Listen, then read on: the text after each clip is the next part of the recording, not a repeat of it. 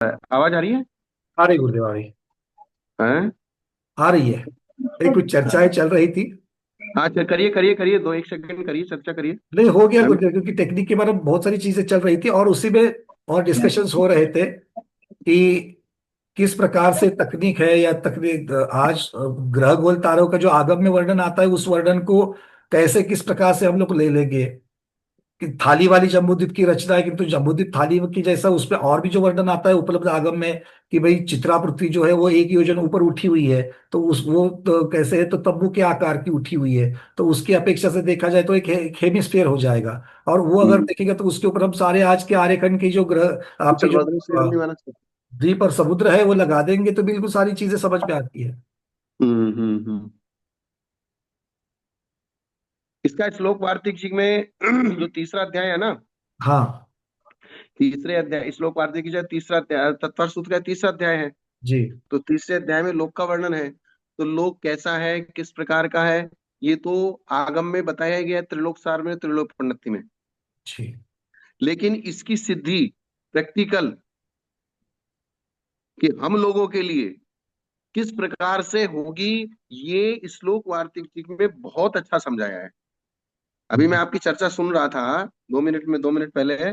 तो सारी की सारी उन सब चीजों को बहुत अच्छी तरीके से समझाया है अच्छा। श्लोक वार्तिक जी के तीसरे अध्याय में। कभी मैं इस सब्जेक्ट को लूंगा तो हाँ। ये सब चीजें हो जाएंगी। जी जी। मतलब ऐसा कोई सब्जेक्ट बाकी नहीं बचा है जो उन्होंने युक्ति से, तर्क से, आगम से समझना अलग चीज है कि भगवान ने कह दिया और हमने मान लिया। हाँ नहीं बट आगम के ही कार्य कारण व्यवस्था हो, निमित्त नैमित्तिक चीजें हो, मतलब आगम हाँ के सिद्धांत और टेक्निक सारे तर्क आदि जो है उनकी हाँ, अपेक्षा से ये सिद्ध होगा ही होगा। किंतु ये बात भी हो सकती है कि आज सारी चीजों हम समझ नहीं पाए, क्योंकि उपलब्ध आगम में जितनी आई है उसकी अपेक्षा से हम समझ सकते हैं उसको, बस और बस उससे वही भी है। बहुत सारी चीजें वास्ट बहुत सारी है। हम्म। बहुत सारी चीजें पॉजिटिव हैं, बहुत सारी चीजें, लेकिन बहुत सारा आगम पढ़ना हमारा बाकी है। हाँ बिल्कुल। वो आगम पढ़ के जब हम पूरे हो जाएंगे तब जाके आनंद आएगा। और पढ़ना मतलब रीडिंग बिटवीन द लाइंस भी करना पड़ेगा, क्योंकि ये जो शब्दों से पता चल रहा है और आचार्यों को क्या कहना है उसमें ये भी बहुत महत्वपूर्ण है। हम्म। अभी हम जय धवला जी का जो कॉन्सेप्ट पढ़ रहे थे, बहुत अच्छा कॉन्सेप्ट है। अब मैं उसको आपको शब्दों से भी नहीं बता सकता, वो जब किताब सामने हो और चले वो व्यवस्था, तब जाके उसको आनंद आए। वो अनुभूति कर सकते हैं उसकी। हाँ, पेज नंबर 234 है, कौन सा है? हाँ, मतलब वो प्रमाण सप्तभंगी और नए सप्तभंगी की चर्चा चल रही थी। अच्छा। और प्रमाण सप्तभंगी और नए सप्तभंगी में दोनों सब लोग कंफ्यूज होते हैं।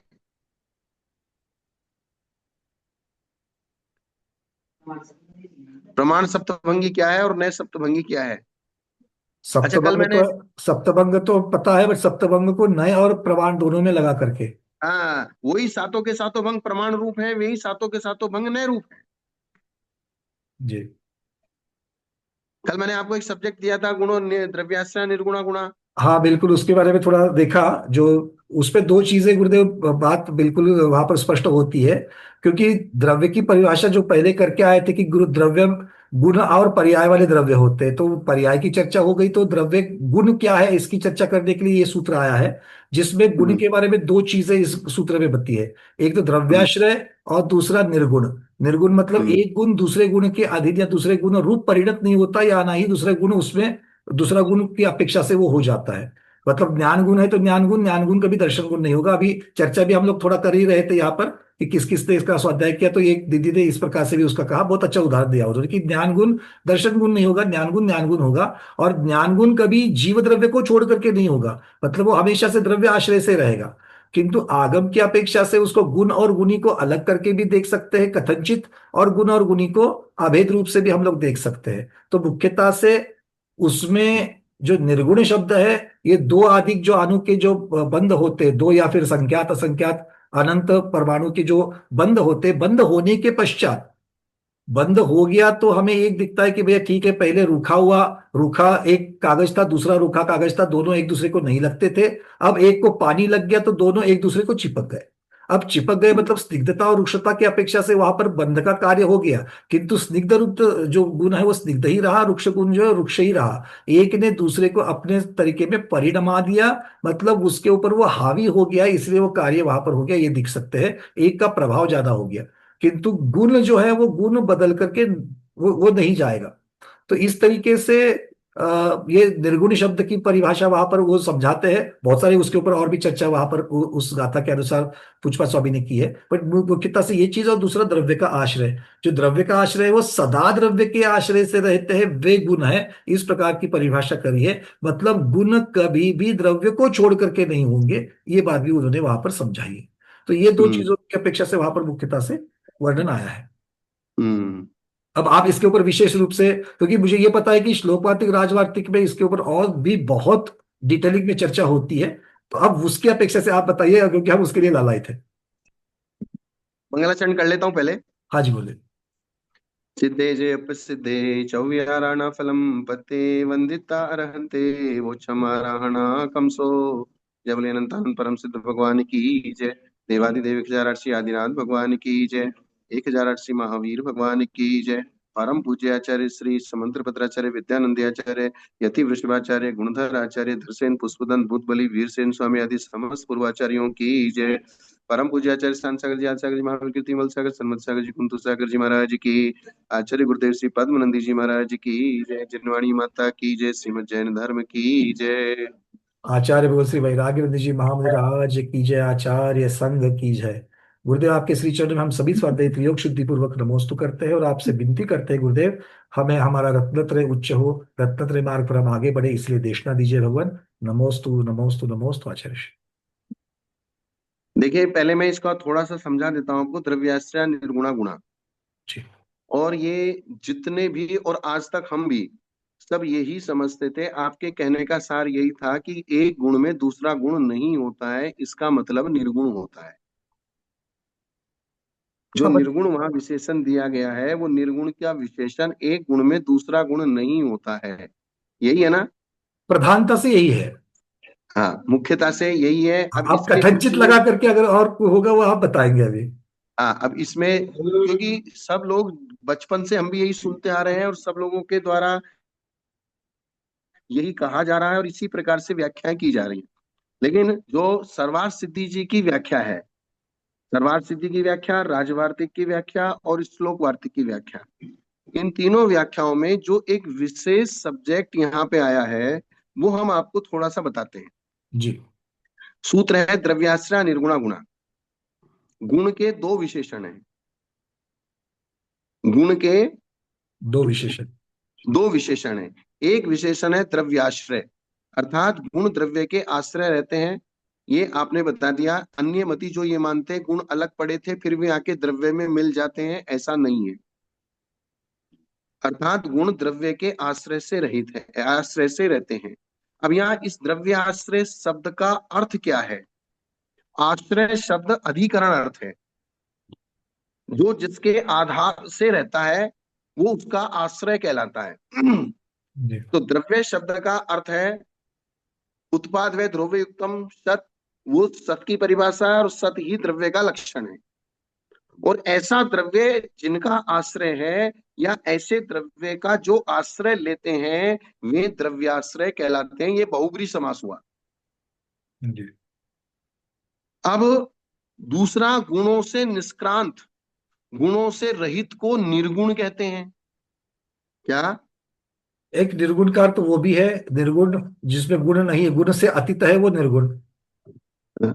जैसे कभी कभी बहुत सारे लोग ये कहते हैं भगवान का सिद्ध चक्र विधान में एक नाम आया निर्गुणाय नमः। हम्म। क्या? निर्गुणा है, हाँ बिल्कुल, एक निर्गुण के लिए अर्थ चलता है। निर्गुणाय नमः, कि भगवान निर्गुण है।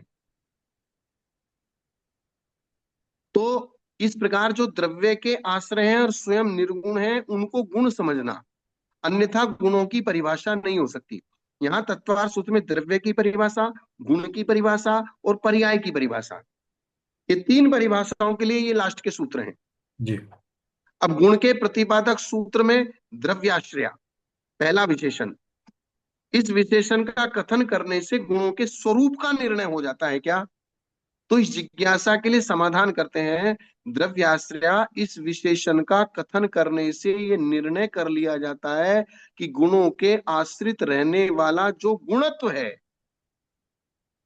क्या, ध्यान से सुननेगा, गुण का गुणत्व मतलब गुण का गुण स्वभाव। के, हाँ, गुण के आश्रित रहने वाला जो गुणत्व है, गुण का गुणत्व गुण के आश्रय से रहता है, गुण का गुणत्व द्रव्य के आश्रय नहीं रहता है। ठीक है, क्योंकि ये गुण और गुणी का अ, नहीं नहीं, आप गुणगुणी अलग चीज है, गुणगुणी अलग चीज है। नहीं गुणी तो बोलते, द्रव्य है। जब तक गुण को गुणी से अलग नहीं करेंगे तब तक गुण का गुणत्व अलग, गुणी से संबंध तोड़ने के हाँ लिए गुण और हाँ गुणी को अलग करना पड़ेगा। हाँ। तो गुणी का, गुण का गुणत्व, जी। किसका, गुण का, गुणत्व अर्थात गुण का स्वभाव। गुण का स्वभाव, अर्थात जैसे ज्ञान, ज्ञान का स्वभाव, ज्ञान और ज्ञान का ज्ञानपना, जी ज्ञान गुण है और ज्ञानपना उसका स्वभाव है। जी तो गुण का जो गुणीपना है, जो गुणत्व है, वो गुण के आश्रय से है। गुण का गुणत्व द्रव्य के आश्रय से नहीं है, द्रव्य के आश्रय से गुण है। बिल्कुल ठीक है। क्लियर है ये बात बिल्कुल ये हजम होती है, मतलब कि जब हम उसका भेद कर देंगे तो गुण हाँ और गुणी को अलग कर दिया, तो गुण का जो स्वभाव है वो गुण का स्वभाव है, गुण का स्वभाव गुण के साथ रहेगा, वो गुणी के साथ में नहीं रहेगा, क्योंकि हमने भेद हाँ, भेद कर दिया।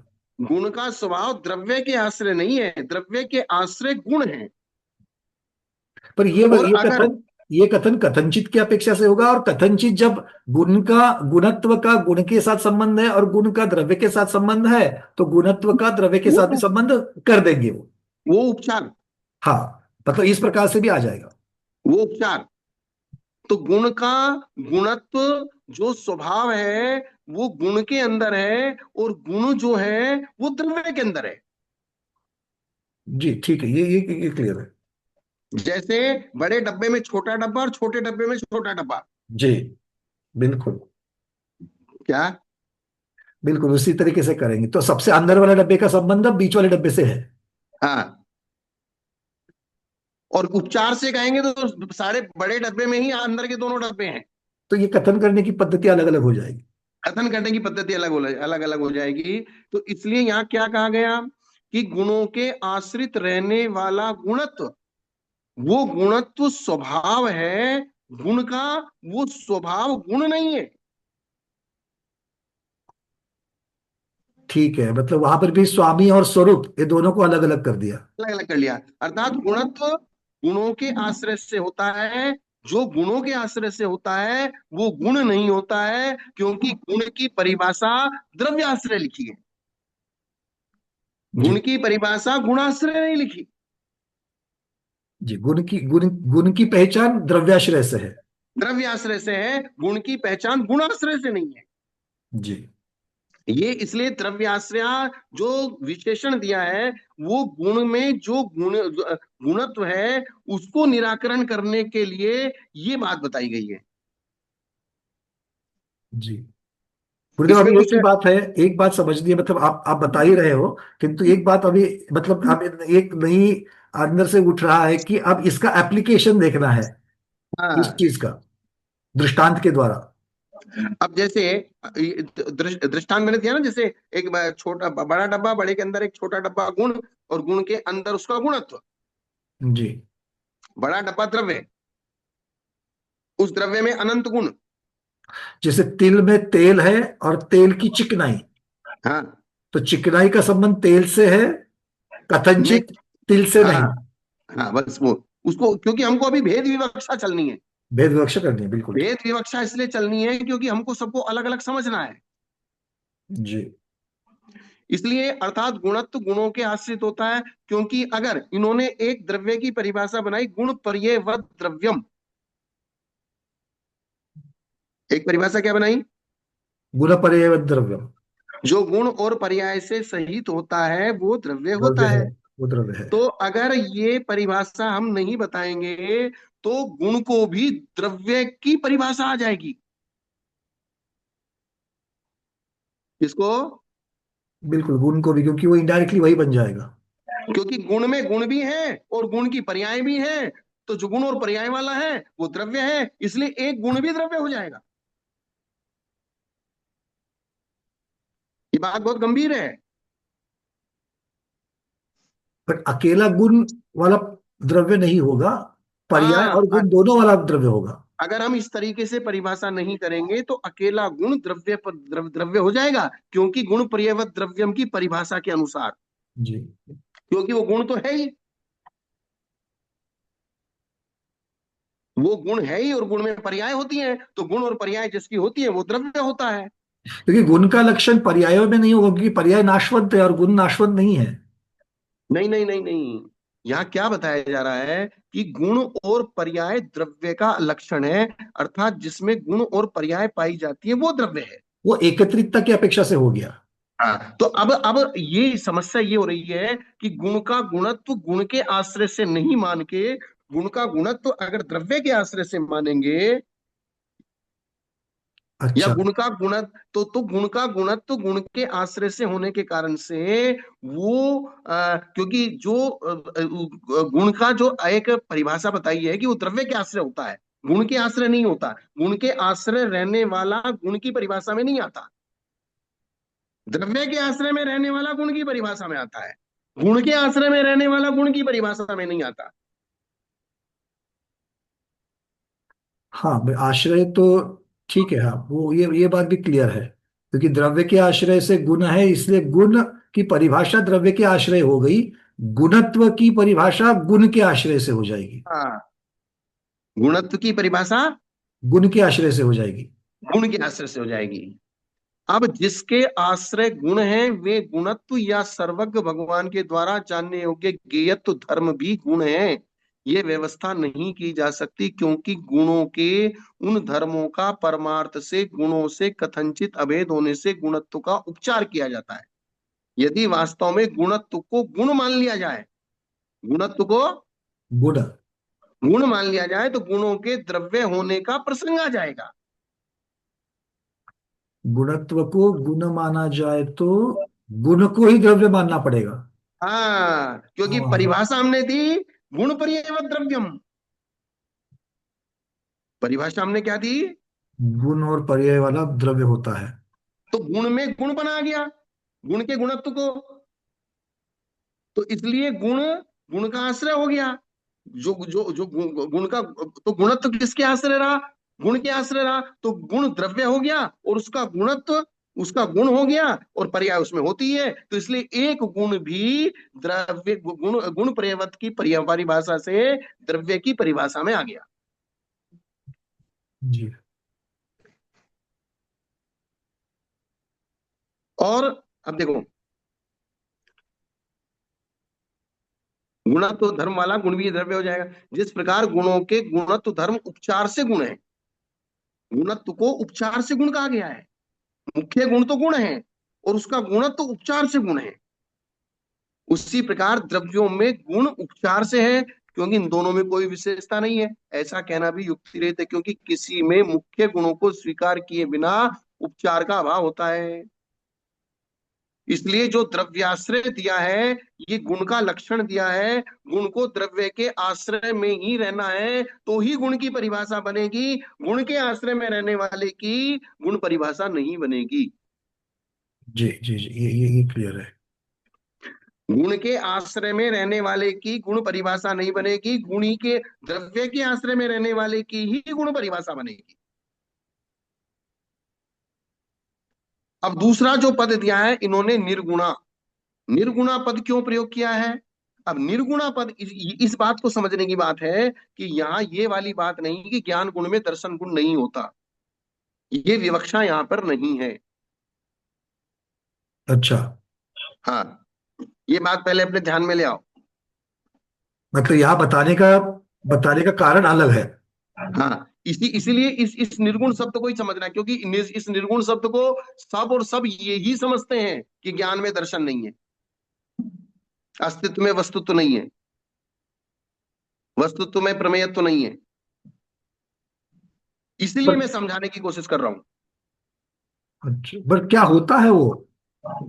तो यही बात मैं हाँ बता रहा मतलब हूँ उसी की आपको। सिद्धि करनी पड़ेगी, नहीं है इसी की सिद्धि करनी पड़ेगी। नहीं, ये तो पहले ये बताएंगे कि यहाँ निर्गुण शब्द का अभिप्राय क्या लेना। शब्द बिल्कुल। एक ही है निर्गुण, अभिप्राय आचार्यों का है।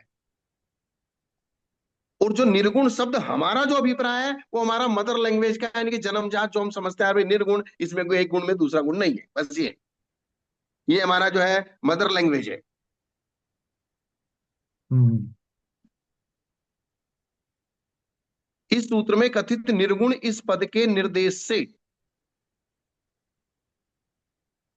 जो घटपट आदि पर्याय हैं, क्या है, घट और पट जो आदि आदि जो पर्याय बनती है। जो पर्याय बनती है उन पर्यायों के गुणत्व का निराकरण किया है।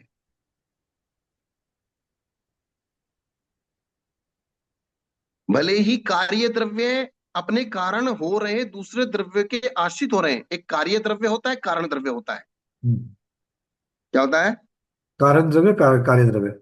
तो कारण द्रव्य है, मूल द्रव्य द्रव्य है, और उस कारण द्रव्य के निमित्त से कार्य द्रव्य होता है उत्पाद व्यय। ठीक है। द्रव्य कारण है और उत्पाद व्यय कार्य है।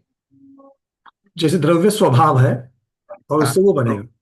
और क्योंकि द्रव्यपना ये द्रव्यार्थिक ने, और उत्पाद व्यय ये पर्यार्थिक ने। पर्यायतिक में। तो भले भी कार्य द्रव्य अपने कारण हो रहे दूसरे द्रव्यों के आश्रित हो रहे हैं, तो भी वे घटादिक पदार्थ गुण सहित हैं। वे घटादिक पदार्थ भी गुण सहित हैं, लेकिन उन घटादिक में, क्योंकि घट आदिक पुद्गल द्रव्य की पर्याय हैं। जी। सद्दो बंदो सोमो थूलो संतान भेद तम छाया, ये 10 प्रकार की पुद्गल द्रव्य की पर्याय हैं। हाँ, घट संस्थान जितनी भी है वो सारी पर्याय है। वो सारी पर्याय हैं। तो वे पर्याय घटादिक पदार्थ उनमें गुण है, लेकिन गुण का पूरा लक्षण नहीं घटित होता। तो पूरा लक्षण घटित नहीं होने से वे कार्य द्रव्य अर्थात घटाधिक संस्थान, इनमें गुण का लक्षण अगर घट जाएगा तो वो अतिव्याप्ति दोष दूषित से दूषित हो जाएगा। इसलिए उनमें गुण नहीं है। गुण है, लेकिन पूरे गुण नहीं है। पूरे गुण की जो संपूर्णता नहीं है, परिभाषा है, उस गुण की संपूर्णता नहीं है। संपूर्ण जो परिभाषा है वो नहीं घट रही है। तो उस संपूर्ण परिभाषा नहीं घटने, उसका निराकरण करने के लिए गुण को निर्गुण कहा है। अच्छा। निर्गुण क्या? का अर्थ संपूर्ण गुणत्व नहीं होना। तो जैसे गुणों से रहित हो रहे भी गुणत्व आदि की, गुणों से रहित हो रहे गुणत्व आदि, गुणत्व में गुण नहीं है, उसकी गुण परिभाषा नहीं है, तो द्रव्याश्रय कह देने से व्यावृत्ति हो जाती है। उसी प्रकार स्वकीय कारण द्रव्यों के आश्रित हो रहे, स्वकीय कारण द्रव्यों के आश्रित हो रहे कार्य द्रव्यों का गुणपना, अर्थात कार्य द्रव्य को गुण नहीं मानना, घट आदि संस्थान को गुण नहीं मानना, और वे गुण नहीं है क्योंकि उसमें गुण की पूरी परिभाषा घटित नहीं होती है, इसलिए गुण के लक्षण में निर्गुण पद दिया गया है। जी जी, चलिए, मतलब क्या है? निर्गुण, निर्गुण का अर्थ ही यहाँ पर विशेष रूप से समझना है, तब जाकर के ये बात क्लियर होती है। गुणों की संपूर्णता नहीं होना इसलिए वो निर्गुण है। जैसे हमारे पास मति ज्ञान है, वो मति ज्ञान गुण है कि पर्याय है? मति ज्ञान पर्याय है। पर्याय है। तो लेकिन अब ये उपचार से गुण है। ठीक है, उपचार से गुण है, चलो ठीक है, क्योंकि गुण वो का पूरा लक्षण इस मति ज्ञान में घटित नहीं होता है। पूर्णता नहीं है उसमें, जैसे केवल ज्ञान में है। केवल ज्ञान में भी पूरा लक्षण घटित नहीं होता गुण का। केवल ज्ञान भी पर्याय है, पांचों ज्ञान पर्याय हैं। ज्ञान की पर्याय, बट संपूर्णता नहीं होगी केवल ज्ञान में। केवल ज्ञान में संपूर्णता है, लेकिन गुण की संपूर्णता नहीं है। हाँ। गुण का जो लक्षण है उस लक्षण की संपूर्णता नहीं बन रही वहां। कि लक्षण की अगर संपूर्णता केवल ज्ञान में बन जाएगी तो सहभावी गुणा केवल ज्ञान परमानेंट होना चाहिए फिर। क्योंकि वो द्रव्य को छोड़कर रहेगा ही नहीं, फिर द्रव्य द्रव्य हमेशा को रहेगा छोड़ ही के वो उसमें। गुण है। तो केवल ज्ञान संपूर्ण गुण के लक्षण से रहित है, क्योंकि संसारी अवस्था में केवल ज्ञान नहीं पाया जाता। जी। तो तो फिर गुण कौन सा द्रव्याश्रय होगा? शब्द जो है वो द्रव्याश्रय, संसार अवस्था में द्रव्याश्रय घटित नहीं होगा। हाँ, तो जो जो निर्गुणा शब्द है, ये निर्गुणा शब्द, जैसे ज्ञान एक सामान्य गुण है, सामान्य ज्ञान पना, वो निगोदिया से लेके सिद्ध भगवान तक रहता है। पर आचार्य जी यहाँ पर इस प्रकार से विचार नहीं कर सकते कि जीव के पास तो केवल ज्ञान, मतलब ज्ञान तो है किंतु वो ढक गया है, तो है किंतु वो अभी प्रकट नहीं है, इतना ही होगा व्यक्त अव्यक्त की अपेक्षा। वो कह सकते हैं, लेकिन उसको केवल ज्ञान तो नहीं कह सकते ना आप। अभी वर्तमान में जो आपको ज्ञान है, मति ज्ञान है, श्रुति ज्ञान है, केवल ज्ञान है क्या? हाँ वो मतलब केवल ज्ञान को पर्याय जब देखेंगे तो वो पर्याय नहीं है, बिल्कुल नहीं। जैसे आपको कहेंगे आपके पास दूध है, दही है, घी है, मैंने पूछा आपके पास घी है, मैंने पूछा आपके पास दूध है क्या? नहीं, हाँ, मतलब वो पर्याय की अपेक्षा से देखें तो अलग अलग ही दिख अब जाएगा आप सारा। अब आप ये कहने लगो कि मेरे पास घी है और घी भी दूध में से ही बना है, इसलिए घी भी दूध ही है, तो फिर वो सब गड़बड़ हाँ, हो मतलब जाएगी। दूध भी है ऐसा नहीं कह सकते हैं। तो दूध है, अब आप ऐसा नहीं कह सकते वर्तमान में। जी। आपके पास वर्तमान में केवल ज्ञान, ऐसा नहीं कह सकते। केवल ज्ञान को प्रकट करने की सामर्थ्य है, ये कह सकते हैं। हाँ, और चूंकि केवल ज्ञान ये पर्याय है, और जो पर्याय उपलब्ध नहीं है, नहीं है तो नहीं है। और वर्तमान में जो पर्याय है वो बंदी ज्ञान और शुद्ध ज्ञान की पर्याय है, केवल ज्ञान की पर्याय आपके पास वर्तमान में नहीं है। जी जी जी। वो शक्ति रूप में है, व्यक्ति रूप में नहीं है। तो द्रव्याश्रय गुणा, जो द्रव्य के आश्रित है वे गुण है। इतना ही अगर गुण का लक्षण करेंगे तो गुण का लक्षण आधा रह जाएगा। तो परमाणु द्रव्य के आश्रित रहने वाले दो अणुवादी कार्य द्रव्य, क्योंकि परमाणु शुद्ध परमाणु है और दो अणु स्कंद है, हम्म। तो दो अणु के भी गुणत्व का प्रसंग आ जाएगा। जबकि दो अणु वाला स्कंद गुण की परिभाषा उसमें पूरी घटित नहीं होती, उसमें सर्वथा गुण नहीं है, ये नहीं कह रहे, लेकिन गुण की जो पूरी परिभाषा है वो उसकी पर्याय में, स्कंद पर्याय में घटित नहीं हो रही है। वो वो परमाणु पर्याय में घटित होगी। क्योंकि जैसे कागज आपका सफेद है, सफेद को हमने जला दिया तो वो काला हो गया, तो गुण की परिभाषा सहभावी गुणा जो हमेशा साथ रहता है, तो सफेदपना हमेशा साथ कहाँ रहा? नहीं रहा। जबकि सफेद भी वर्ण गुण, एक तरीके से वर्ण गुण कहते हैं उसको भी, लेकिन वो वर्ण गुण की पर्याय है और उपचार से उसको सफेद को गुण कह दिया गया है, क्योंकि वो तो नष्ट हो गया।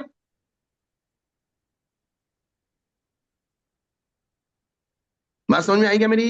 इसको बहुत बिल्कुल, गहराई से चिंतन करना पड़ेगा। बट गुरुदेव यहाँ पर जो नष्ट हो गई वो पर्याय नष्ट हो गई, ऐसा ही तो प्रमुखता से कहा जाएगा।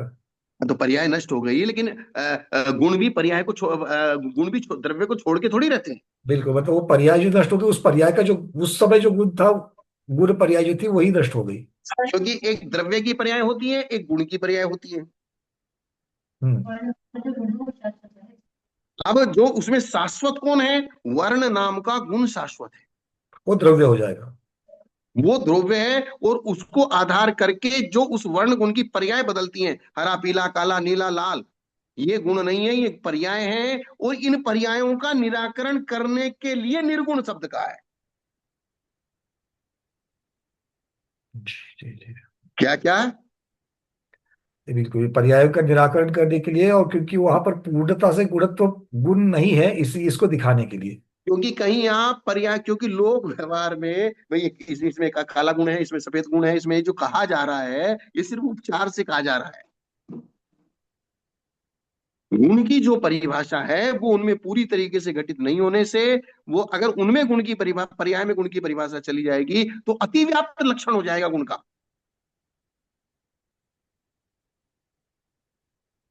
तो सभी पर्याय में निर्गुणत्व ही आएगा, निर्गुण ही होगा। हाँ, सभी पर्याय में, क्योंकि पर्याय नाशवंत है इसलिए निर्गुण ही होंगे वहां पर। नहीं, गुण का जो लक्षण है, वर्ण जो गुण है जो शाश्वत है, उस वर्ण गुण में दो लक्ष्य, दो विशेषण है। वो वर्ण गुण द्रव्य के आश्रय से है, और उस वर्ण गुण में जो पर्याय वाली चीज है उससे वो निर्गुण है। और वो निर्गुण इसलिए है क्योंकि एक वो तो वो पर्याय पूरी नहीं नाशवान है है, और बदलने वाली है। वो पर्याय नाशवान है, बदलने वाली है। हाँ, बदलने वाली है। नहीं तो भगवान ने जो कहा सहभावी गुणा क्रम भावी पर्याया,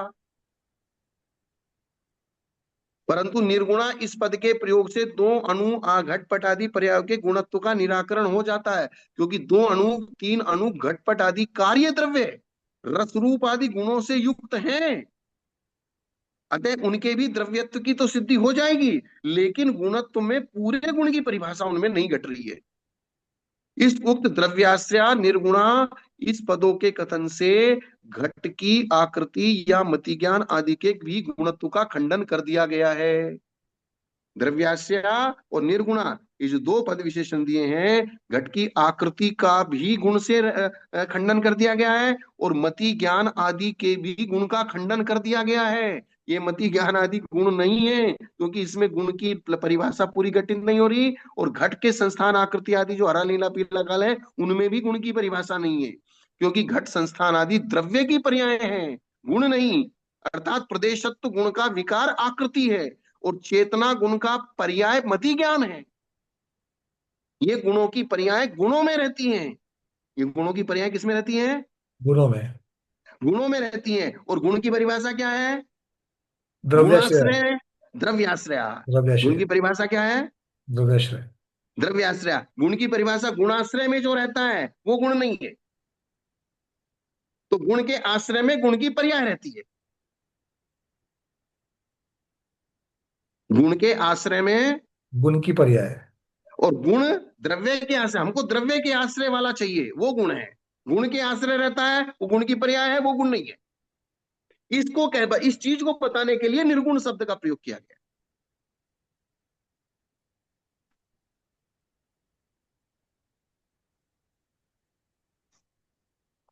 तो जीव का गुण चेतना कह सकते हैं। बात ठीक है ना?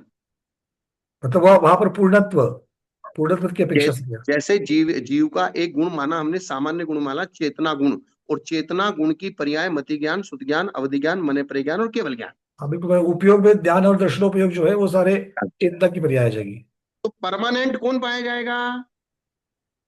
हाँ, भौतिक ज्ञानोपयोग जो है वो परमानेंट नहीं होगा। भौतिक ज्ञान जो है पूर्ण मति चेतना का ज्ञान, पर्याय। शुद्ध ज्ञान, अवधि ज्ञान, मन परिज्ञान, केवल ज्ञान, ये परमानेंट को पांचों में से कोई भी नहीं पाया जाएगा।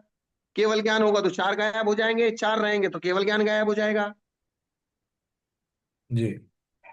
तो ये पांचों एक साथ परमानेंट नहीं नहीं पाए जाएंगे, तो परमानेंट कौन पाया जा रहा है? चेतना। परमानेंट कौन पाया जा रहा है? चेतना। चेतना। तो चेतना जो गुण है, और चेतना गुण के आश्रय से ये पांच पर्याय हैं। बाकी पांच पर्याय रह रही है। जो गुण की वो चेतना, मतलब चेतना गुण की पर्याय उसके आश्रय से रह रही है। चेतना गुण के आश्रय से रह रही है, वे पर्याय द्रव्य के आश्रय से नहीं रह रही है, क्योंकि गुण का लक्षण द्रव्याश्रय है। गुण का लक्षण क्या है? बहुत सूक्ष्म है, बहुत सूक्ष्म है ये। आपको आपको लाइट हुआ क्या थोड़ा? हाँ, मतलब अब एक विचार मिल गया कि किस तरह, अब क्यों नहीं कह रहे उसके लिए मेनली वो जाना जो है, वो जानने हाँ से पता चलता है कि बिल्कुल ठीक है, क्योंकि उसके पीछे का लॉजिक ये है कि हाँ उसकी द्रव्य के आश्रय से गुण और गुण के आश्रय से गुण की पर्याय, ये अगर ये याद हाँ। रखेंगे तो ये गुत्थी समझ में आती कि ऐसा क्यों है। बस यही बात याद रखनी है, जैसे मैंने बताया, बड़ा डब्बा, छोटा डब्बा, उसके अंदर छोटा डब्बा। जी। तो जो ये एक सामान्य लैंग्वेज है कि एक गुण में दूसरा गुण नहीं होता है, बच्चों को समझाने वाली बातें हैं। यहाँ निर्गुणा शब्द का अर्थ अभिप्राय ये नहीं है, और अगर ये अभिप्राय होता है गुण में दूसरा गुण नहीं है, तो उसमें भी हमें क्या बाधा थी? हाँ, बट मतलब ये यहाँ पर आचार्य का कथन करने का अभिप्राय वो नहीं है, तो वो नहीं दे सकते उसको। हाँ, हम नहीं ले सकते उसको, निर्गुणा को हम ऐसी व्याख्या नहीं कर सकते। नहीं। अब आप इसको श्लोक वार्तिक जी की जो छठी पुस्तक है, उसका अगर आप, आपके पास है? श्लोक वार्तिक होगी मेरे पास। अगर आपके पास नहीं हो तो मैं भिजवा दूंगा। श्लोक वार्तिक की छठी पुस्तक में पेज नंबर 225, 225, पुस्तक 6। 41 नंबर का सूत्र है, उसकी व्याख्या है ये, पांचवें अध्याय का। जी। मुझे लगता है कि आपको इसमें से कुछ नया ऐड हुआ होगा। अब ये चिंतन नहीं, नया नहीं, मतलब उल्टा पूरा, उल्टा पुलट जो बोलते हैं ना, वो उलट पुलट हो गया है। क्योंकि आज सोचने के लिए नया आयाम मिल रहा है। नया आयाम मतलब अब तक इसकी तरफ ध्यान नहीं गया था, बट समझ में आ रहा है। जब लॉजिक आपने डाल दिया तो उसके फिर समझ में आ गया। बट ये फिर भी मतलब मान तो यही रहा हूं मैं, क्योंकि आपने जैसे कहा कि उपचार से दूसरा कथन आने वाला है, मतलब सिर्फ इसको भी नहीं पकड़ना है। उपचार वाला कथन, जो दूसरी विवक्षा वाला जो कथन होगा वो भी रहेगा, किंतु ये भी रहेगा। इसको उपचार को मानने के लिए मनाही नहीं है, लेकिन उपचार उपचार होता है, हाँ, उपचार मूल मूल चीज नहीं होती है। नहीं होता है, बिल्कुल ठीक। उपचार ही उपचार होता है। वो किसी विवक्षा से कहा जाएगा। वो और वो किसी विवक्षा विवक्षा ये से कहा रहेगी जाता कि है। और वो उपचार ये होता है जैसे बिल्ली को शेर कह देना। हमें उपचार इस प्रकार से A is equal to B is equal to C, इसलिए A is equal to C, ये जो कहना ये इस तरीके से उन्होंने सिद्ध कर हाँ, दिया। तो बिल्ली को शेर कह देना पर्टिकुलर किसी एक गुण की अपेक्षा से हमने बिल्ली को शेर कह दिया, लेकिन बिल्ली कभी शेर नहीं होती। बिल्कुल।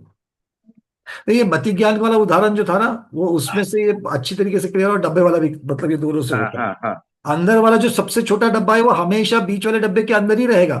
वो हाँ। सीधे सीधे कभी बड़े डब्बे के अंदर नहीं होगा, सीधे सीधे सीधे। सीधे बड़े डब्बे के अंदर नहीं रहेगा। ये बात है। और जो बड़े डब्बे के अंदर है वो गुण है। हाँ, जो बड़े डब्बे के मतलब वो बीच वाला डब्बा। हाँ, वो बीच वाला डब्बा गुण है। अगर वो छोटे छोटे वाले डब्बे के अंदर जो रखा है वो बड़े डब्बे के अंदर आएगा तो गुण बनेगा। और ऐसा कभी होता नहीं है। वो होगा नहीं, उसको क्रॉस करके नहीं आएगा वो। उसको क्रॉस करके नहीं आ सकता, क्योंकि द्रव्यों का जो लक्षण है और गुणों का जो लक्षण है, द्रव्य की जो पर्याय है, गुणों की जो पर्याय है, जो सिस्टम अनादिकाल से बना हुआ है, उस सिस्टम को उल्लंघन करके कोई भी व्यवस्था नहीं होती है। मतलब यही हो गया कि गुण जो है वो द्रव्य के आश्रय से है, उसका द्रव्य आश्रित पना बदलेगा नहीं, तो हाँ गुणाश्रित गुण नहीं बन सकता। और चूंकि गुण हाँ। नहीं बन सकता, इसलिए वो द्रव्य आश्रित नहीं हो सकता।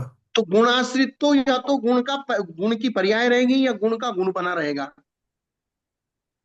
जी, पर्याय या तत्व, इस दो प्रकार अपेक्षा से होगा वो। और ये बात अलग है कि गुण की पर्याय गुण से अलग नहीं होती, गुण का गुणपना गुण से अलग नहीं होता, इसलिए गुण की पर्याय को भी गुण कह देते हैं। ये गुण में पर्याय का उपचार किया जाता है या पर्याय में गुण का उपचार किया जाता है। लेकिन हमको जब भेद विवक्षा से समझना है तो गुण अलग समझना पड़ेगा, गुण की पर्याय अलग समझनी पड़ेगी, गुणत्व अलग समझना पड़ेगा। जी। और जब अभेद विवक्षा करेंगे तो जो गुण है वही गुण की पर्याय है, वही गुणत्व है, वही द्रव्य है। और वही द्रव्य है। इसे इसे होगा अभेद में, तो अभेद समझना इजी है, क्योंकि सबको इकट्ठा करके ही देखना है। हाँ। सूक्ष्म भेद लेकिन रूप में सूक्ष्मता की अपेक्षा से घुसना ही वो महत्वपूर्ण है, और उसका संबंध लगाना। तो ये चीज है। एक सौरभ एक रंगी महाराज है क्या? जरा उनको बुलाओ, उनको साथ घुमाना है। सौरभ नंदी महाराज, अभी पता नहीं माता जी। सौरभ नंदी महाराज की मिला दो उनसे। ठीक है ना पंडित जी? बिल्कुल गुरुदेव। दीना दीदी, आपने जो पूछा है कि आध्यात्मिक उदाहरण बताइए, मतलब अभी जो मति ज्ञान वाला उदाहरण बताया वो सबसे बढ़िया है। चेतना का, और ये जो बताया ना, वो वही है। मतलब एक बार आप वीडियो सुनोगे तो उसके ऊपर चेतना वाला जो उदाहरण दिया, और ज्ञान वाला और डिब्बे वाला, ये तीन उदाहरण दिए, अगर इसकी तरफ अगर ध्यान से देखो तो फिर समझ में आ जाएगा कि हाँ, ये है, बिल्कुल ऐसा है। और डब्बे में तो बिल्कुल समझ में ही आता, क्योंकि हमेशा छोटा डब्बा बीच वाले डब्बे का उल्लंघन करके बड़े डब्बे के अंदर नहीं आ सकता है। छोटा डब्बा हमेशा रहेगा अंदर, बट वो बीच वाले डब्बे के अंदर ही रहेगा। उसको उपचार से बड़े डब्बे के अंदर कह सकते हैं। वो तो कह सकते हैं, क्योंकि वो विवक्षा है कि उसके अंदर है, इसलिए उसको कह सकते हैं। हाँ, लेकिन है वो छोटे डब्बे के अब अंदर। अब अब हालत ये है कि सबके दिमाग में ये चल रहा है कि भाई इसका फायदा क्या, ये सब बताने का फायदा क्या, ये समझने हाँ। से ये समझने से हमें मोक्ष मार्ग पर चलने के लिए क्या समझेगा। अब मैं ये इसका भी लॉजिक बता देता हूँ आपको। क्या है ना महाराज जी, हम सब बनिए हैं ना, तो बनिए तो इसलिए वो फायदे वाली बात माननी पड़ती है। बिना लॉजिक के कुछ नहीं होता है। हाँ, मतलब बहुत सारे फायदा लोगों के बताइए, फिर दिमाग उसको इमीडिएटली अंदर घुस जाएगा वो। बहुत सारे लोगों के दिमाग में ये चीजें आती हैं कि हम ये कर्म कांड पढ़ रहे हैं, जीव कांड पढ़ रहे हैं, हम ये पढ़ रहे हैं, हम ये गुण द्रव्य की चर्चा कर रहे हैं, हम ये इस प्रकार से हमारा मोक्ष मार्ग में इस चीज का क्या संबंध है? मोक्ष मार्ग तो सीधा सीधा सा भाई अपने परिणामों को अच्छा रखो, समता भाव रखो और आगे जाओ, आगे बढ़ो। झंझट खत्म। समाधि करनी है तो समता भाव रखो और राग द्वेष मत करो, कषाय मत करो। इतना सा हो गया बस। किंतु तब ये भूल जाते कि शुक्ल ध्यान, पहले शुक्ल ध्यान और दूसरा शुक्ल ध्यान श्रुत ज्ञान के आधार पर ही होना है। उसकी जब परिभाषा पढ़ेंगे ना, कि वहां संक्रांति, विचार, द्रव्य हाँ, से गुण पे, गुण से पर्याय पे, पर्याय से गुण पे, गुण से द्रव्य पे जो संक्रमण होता है। गुरुदेव, प्रॉब्लम हमारी ये है कि हमने उसको पढ़ करके, रट करके, प्रतियोगिता के प्रश्न पत्र में लिख करके 100 में से 100 अंक प्राप्त कर लिए, इसलिए हम ऐसे उससे मतलब निश्चिंत हो चुके कि हमको सब आता है। ये हाँ, प्रॉब्लम है मेरी आज। भाव भासना नहीं है। और एक चीज हम जो बार बार स्वाध्याय करते हैं और चिंतन करते हैं, हमारे संघ में भी बहुत सारी चर्चाएं ऐसे चलती हैं, भाई इन सब चीजों को पढ़ने से मतलब क्या है? देखिए, अगर आप किसी भी तत्व के विचार में अधूरे रह जाएंगे वो कभी भी आपके दिमाग को हर्ट कर सकता है। विपरीतता से बचने के लिए बहुत महत्वपूर्ण है। और हर्ट जब आपके दिमाग को करेगा तो आपके दिमाग में निर्विकल्पता नहीं आएगी। तो मैंने ये तो जानना मेरा रह ही गया, ये समझना मेरा रह गया। आपने किसी भी सब्जेक्ट को अगर समझने से प्रमाद से छोड़ दिया, जी। प्रमाद के कारण से किसी भी सब्जेक्ट को समझने में आपने अधूरापन कर दिया, आपने सर्वज्ञ को अगर ढंग से नहीं समझा, मरते समय आपके दिमाग में यही आ गया कि पता नहीं यार सर्वज्ञ कह रहे जिंदगी भर हो गया, सर्वज्ञ होते कि नहीं होते, अब पता नहीं होते कि नहीं होते, देखा तो किसी ने नहीं, कोई शब्द आके कान में पड़ गया और मरते मरते विचार आ गया। और ये विचार आ गया क्योंकि जिंदगी में आपने सर्वज्ञता की, तर्क से, प्रमाण से, युक्ति से, आगम से सिद्धि की नहीं। अब वो अपने दिमाग को एक स्थिरता दी नहीं, स्थिरता दी नहीं, तो आप श्रद्धा प्रधानी बन के उसको सुनते रहे, सुनते रहे, सुनते रहे, और अंतिम समय में न जाने कौन कौन चर्चा कर बैठा, यार भगवान कहाँ होते, किसने देखे, अब वो दिमाग में बात घुस गई तो आपकी समाधि बिगड़ गई, समझ लो। जी। आप समझ रहे हैं मेरी बात को? या आज्ञा सम्यक तो क्या अविभाग प्रतिच्छेद उतरे नहीं होगी जो प्रतिकूल पावरफुल परिस्थिति नहीं में है। समझे। आज्ञा सम्यक्ति बन के समाधि करना सिर्फ असमर्थ लोगों के लिए कहा गया है। जी। जिनके पास दिमाग है, बुद्धि है, चालाकी है, होशियारी है, मति ज्ञान शुद्ध ज्ञान और उनका क्षोभ समय है, उसको समझना ही चाहिए, क्योंकि उसको समझ में आता है। और इसी प्रकार से जब उसको समझ में आता है तो अगर कोई भी व्यक्ति कुछ भी शब्द किसी ने बोल दिया, समझ में तो आता है, तो बात को पकड़ लेगा वो। वो विचलित नहीं हो सकता उससे। वो विचलित हो जाएगा बात को पकड़ के। और जो जिसको समझ में नहीं आता है, वो आज्ञा सम्यक्ति होके भी वो विचलित नहीं होगा, क्योंकि उसके सामने कोई कैसी भी चर्चा करे उसको समझ में ही नहीं आता, वो पकड़ता ही नहीं है। लेकिन बुद्धिमान पकड़ता है हर चीज को। तो बुद्धिमान क्या होता है? बुद्धिमान को भी तो बुद्धिमान तभी कहना चाहिए जब उसको उसने अच्छी तरीके से परख परख करके चीजें ली है, समझ के ली है। लेकिन अगर बुद्धिमान ने प्रमाद कर दिया तो प्रभात तो लेके जाएगा संसार में वापस। नहीं, बुद्धिमान ने अगर प्रमाद कर दिया और अगर समझने की कोशिश नहीं की तो होगा क्या? ये होगा कि बुद्धिमान की बुद्धि तो पकड़ रही है बार बार, तो बार बार पकड़ने के बाद भी उसकी बुद्धि, क्योंकि उसने सही तत्व को समझा नहीं, तर्क लगाया नहीं, युक्ति लगाई नहीं, सर्वज्ञ भगवान की सिद्धि की नहीं कि सर्वज्ञ होते हैं, और या कोई भी तत्व किस प्रकार, जैसे अब ये तीन लोक की बातें हैं, मध्य लोक की बातें हैं, सब पृथ्वी गोल है, सूर्य चंद्रमा के चक्कर लगा रही है, ऐसा कर रही है, इन बातों को अगर समझा नहीं, और मान लीजिए भाई जान समाधि के समय में यही बातें आपके दिमाग में घुस गई, कहीं से कोई चर्चा उड़ती उड़ती आ गई और आपके दिमाग में इसी चर्चा को लेके आप मर गए, और आपके दिमाग में रह गया पता नहीं यार भगवान ऐसा कह रहे हैं, ये ऐसा कह रहे हैं, वैज्ञानिक ऐसा कह रहे हैं, क्या पता क्या सही है क्या सही नहीं है, भगवान सही है कि ये वैज्ञानिक सही है, तो गया आपका सम्यक दर्शन हाँ कटे में। बिल्कुल, वो वहां पर तो सम्यक्तों से हटने के बहुत चांस है। बट जो भी इस तरीके का बुद्धिमान भी है तो उसने आज्ञा सम्यक्त को तो छोड़ना ही नहीं है, क्योंकि सारी चीजें उसको थोड़ी, वो थोड़ी सर्वज्ञ है कि सारी चीजें उसको समझ में आए। लेकिन बुद्धिमान आज्ञा सम्यक्त को सबसे पहले छोड़ता है। तो अगर जो चीजें समझ में नहीं आ रही है तो सबसे पहले वो तो गलत बात है, आज्ञा सम्यक्त को छोड़ेगा तो ऐसा हो ही नहीं सकता। वो क्योंकि वो बुद्धिमान है, और बुद्धिमान आज्ञा सम्यक्त को इसलिए छोड़ता है कि उसको समझ में आता है, और इसलिए उसको जितनी अच्छी बात समझ में आती है, तो अगर उसको अच्छी बात समझाने वाला नहीं मिला, तो अगर कोई युक्ति तर्क दे के खोटी बात समझाएगा तो उसको समझ लेगा वो।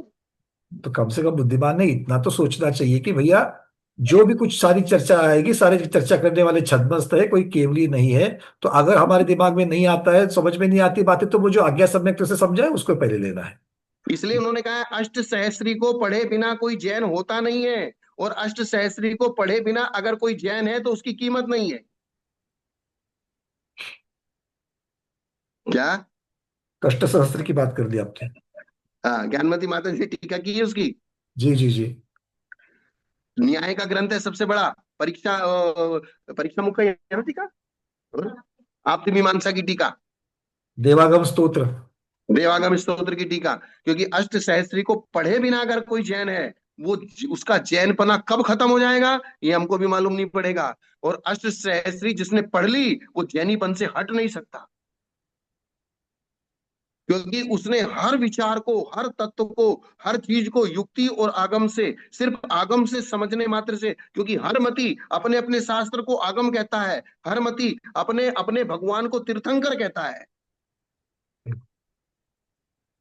अगर तुम किसी को ये बोल के कि हमारे शास्त्र में ऐसा लिखा है इसलिए हम करते हैं, तो वो भी बोल देंगे हमारे शास्त्र में ऐसा लिखा है इसलिए हम करते हैं। तो शास्त्र शास्त्र कोई नहीं सुनता। इसलिए उन्होंने कहा सर्वज्ञ भगवान के वचन युक्ति और तर्क के परे होते हैं, अर्थात उसमें उनको कोई युक्ति और तर्क से काट नहीं सकता, कितनी भी आप युक्ति और तर्क लगा लो। इसलिए हर बात को जय तत्वार सूत्र की हर बात को, क्योंकि तत्वार सूत्र जैन धर्म का एक इंडेक्स है एक तरह से। हम्म। तत्वार सूत्र जैन धर्म का जो जैन आगम का इंडेक्स टाइप है, इसलिए उस तत्वार सूत्र की हर बात को सिद्ध किया है और बड़े बड़े आचार्यों ने मिलकर उस पर टीका लिखी है। सर्वार सिद्धि की टीका पूज्यपाद आचार्य ने लिखी, राजवार्तिक की टीका अकलंक स्वामी ने लिखी, विद्यानंद आचार्य ने श्लोक वार्तिक लिखा और समंत्र भद्राचार्य ने गंधहस्ती महाभाव्य सबसे महाभाष्य पहले वही लिखा। लिखे हैं जी। तो इतना सारा हर तरीके से तर्क से वितर्क से उसमें जितना भी लोक का प्रमाण दिया है आगम, उसको आगम पे आगम से तर्क से बुद्धि सबको सिद्ध किया गया है। और अगर हमारे पास टाइम है और अगर हमारे पास बुद्धि है तो हर सब्जेक्ट को सम्यक दर्शन ज्ञान चार्य जो अपनी आराधना का ये जो चल रहा है विषय है, ये सारी की सारी अकाट्य रूप से हमारे दिमाग और बुद्धि में बैठ जाए कि कोई कैसा भी तर्क दे और हमारी बुद्धि विचलित ना हो। जैसे मुनि महाराज एक क्षण के अंदर विचलित हो गए, 3 महीने का उपवास हो गया। कौन से मुनि महाराज थे, ध्यान में आया क्या? नहीं। कंस की पहली पर्याय, राजा उग्रसेन के राज्य में मुनि महाराज 1 महीने का उपवास करके आए, पूरे नगर में घूमे, किसी ने पड़गान किया आहार नहीं दिया, राजा ने मना कर दिया था मैं ही इनको आहार दूंगा, और राजा दूसरे काम में लग गया, वशिष्ठ मुनिराज। जी। महाराज उसको अपना अंतराय कर्म समझ के चले गए। दूसरे महीने का उपवास करके फिर नगर में आए, राजा ने कहा नहीं महाराज को आहार मैं ही दूंगा, कोई दूसरा चौका नहीं लगाएगा, क्योंकि अगर दूसरा चौका लगाएगा तो मेरे यहाँ नहीं आएंगे। राजा ने तो भक्ति में ही किया था। अब की बार एक बार नगर में आग लग गई, राजा उसमें लग गया, दूसरी बार कोई दूसरे राज्य का दूत आ गया उसमें लग गया, तीसरी बार जब तीसरे महीने का उपवास करके मारा जाए पूरे नगर में घूम गए लेकिन आहार नहीं मिला, लेकिन चेहरे पे सिकन नहीं आई, विकार नहीं आया। ये बोले कैसे लोग हैं, 3 महीने का उपवासी मुनिराज को पूरे नगर में घूम गए, किसी ने पड़गान नहीं किया। आज जरा कोई साधु बाजार में निकल जाए और कोई पड़गाने वाला नहीं खड़ा हो तो उत्पात हो जाए। हम्म।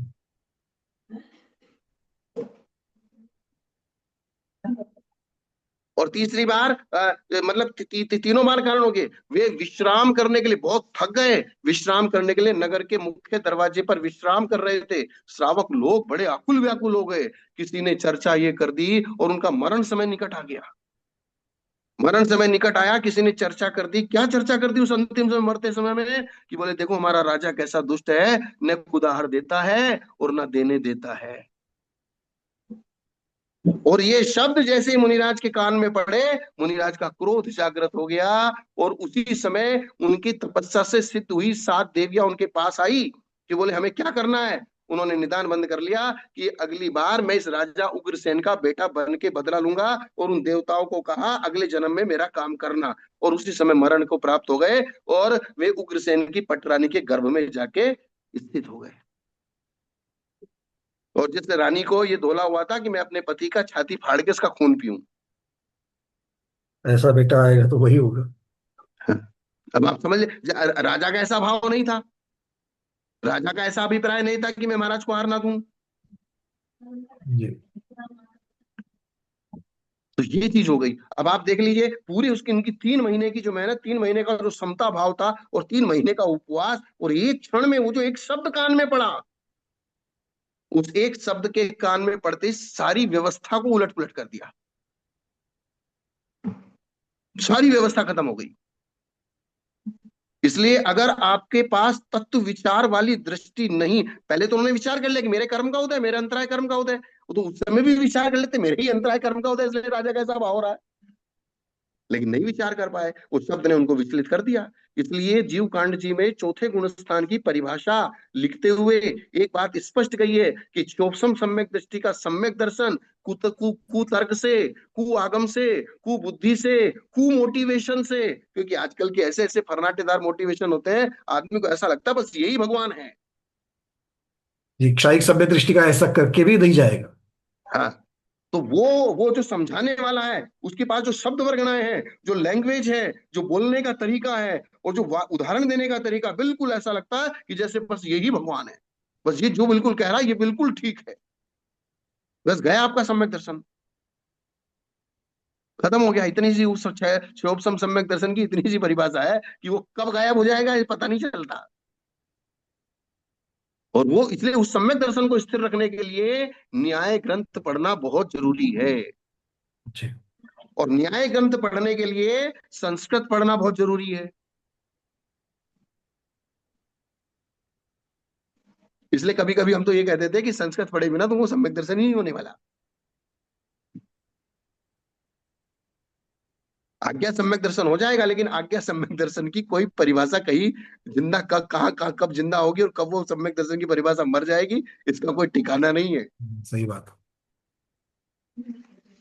बहुत दूर जाना है तब तक उसको संभालना है।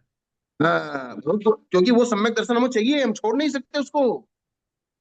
उसको मरण के समय साथ में ले जाना है। जी। उसको मरण के समय साथ में ले जाने के लिए ये सब चर्चाएं हम कर रहे हैं यहाँ बैठ के। वो तत्व ज्ञान हमारा अधूरा नहीं रहना चाहिए, क्योंकि अधूरा अगर रह गया तो विकल्प हो जाएगा, और विकल्प हो जाएगा तो पुरुषार्थ में कमी आ जाएगी। अगर ज्ञान का अधूरापन रह गया तो पुरुषार्थ की कमी हो जाएगी। किसकी कमी हो जाएगी पंडित जी? उषा, बिल्कुल। मेरा ध्यान थोड़ा उपयोग लग रहा था वो उज्जवल मुज्जवल वाला जो था, वो उसके ऊपर, वहां पर भी वही बात है कि हमको उसको हाँ, साथ लेकर के जाना है, उसी के लिए तो ये आराधना का फल है वो सारा। हाँ, इसलिए जो जो ये सारी चर्चाएं हैं, इन सारी चर्चा को जितना, और दूसरी चीज अभी कहा था ना, जितना हम बारीकी में जाएंगे, क्या करेंगे? जितना बारीकी में जाए। जितना हम बारीकी में जाएंगे हमारे ध्यान की सिद्धि होगी। जी। जैसे हम एक सूक्ष्म चर्चा में गए ना, सूक्ष्म चर्चा में गए, तो जितना बिल्कुल। सूक्ष्म चर्चा में जाएंगे तो हमारा दिमाग चारों तरफ से हटके उस बारीकी चर्चा में जाएगा, और उसका ध्यान की एकाग्रता बनेगी, और ध्यान की एकाग्रता ही कर्मों का विशेष रूप से निर्जरा करने का सबसे पहला कारण है। बराबर। बिल्कुल। तो इसलिए चाहे वो गणित का विषय हो, चाहे वो बारीक कितना भी डीपली विषय हो, उस डीपली विषय को हमको समझना है, क्योंकि वो डीपली विषय हमको ध्यान की सिद्धि कराएगा। जी जी। किसकी सिद्धि कराएगा? ध्यान की सिद्धि, और ध्यान से निर्वाण आगे चल करके। और मोक्ष का कारण ही, मूल कारण ध्यान है। जी। ठीक है ना पंडित जी? जी उदय। सोहेल सोल दीदी, दीदी कुछ आप कह रही है? कृपया, समय हो चुका है, 4:30 बज गए। सोल दीदी, आप व्हाट्सएप पर मैसेज भेज दीजिए। अगले क्लास की शुरुआत पे हम लोग सोमवार को इसको ले लेंगे, ठीक है? चलिए। अच्छा, अब सोमवार को है ये क्लास? हाँ गुरुदेव, कल रविवार है, तो सोमवार को क्लास होगी अब। ठीक है, ठीक है। चलिए, आज के स्वाध्याय को गुरुओं के श्री चरणों में बारंबार नमोस्तु वंदन इच्छा कर करते हुए यहीं पर समापन करते हैं। जैनम जयतु शासनम, जैनम जयतु शासनम, जैनम जयतु शासनम।